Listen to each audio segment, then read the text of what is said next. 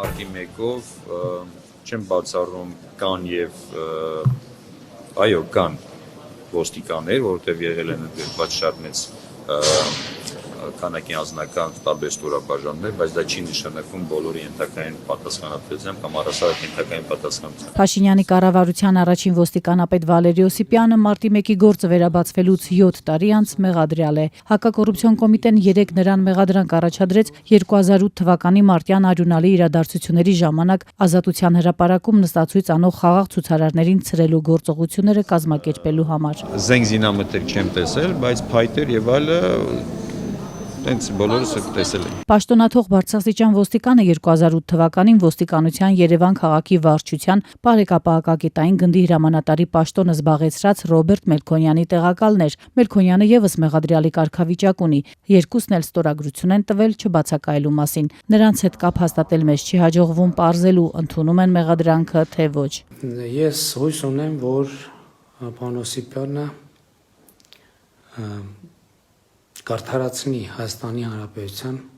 քաղաքացիների հույսերը։ Իրավապահները չեն մանրամասնում, թե ինչու Փաշինյանի կառավարության առաջին ոստիկանապետը միայն հիմա հայտնվեց իրենց թիրախում փաստացի քաղաքացիական պայմանագրի իշխանության գալուց գրեթե 8 տարի հետո եւ խորհրդարանական ընտրությունների նախաշեմին։ Արդյոք չի անցել այս մեղադրանքի վաղեմության ժամկետը, սա եւս պարզ չէ։ Վալերի Օսիպյանը նաեւ որևէ կլանի անդամ չէ, այդ թվում ոստիկանական կլանի անդամ։ Օսիպյանին ոստիկանապետի պաշտոնում առաջադրած վարչապետը տարիներ առաջ իր որոշումը բացատրելիս պնդել էր, թե նա ներքաշված չէ կոռուպցիոն որևէ պատմության մեջ եւ այդ նշանակումը հաշտության խորհուրդ ունի։ Հեղափոխության օրերին իրենց փշալարերն էին բաժանում, հիմա արդեն դրանք չպետք է լինեն, ասել էր։ Մարտի 1-ի իրադարձություններին Օսիպյանի ներգրավվածության մասին այդ դեպքերի մասնակից Փաշինյանը որևէ կերպ չէր անդրադարձել։ Նա այդ դիրքում հայտնվել է նաև այն պատճառով, որ որևէ կլանի անդամ չէ եւ կոռուպցիոն համակարգի մաս չէ եւ կոռումպացված կոռուպցիոն համակարգի ներկայացուցիչները կարողացել են այդ սևագործ աշխատանքից խուսափել իրենց հովանավորյալների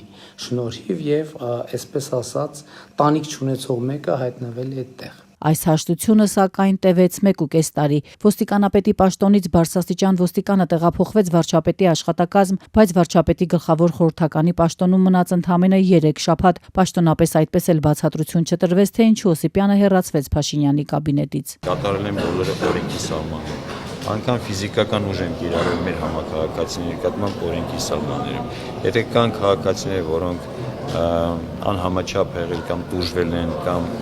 քաշք շուկա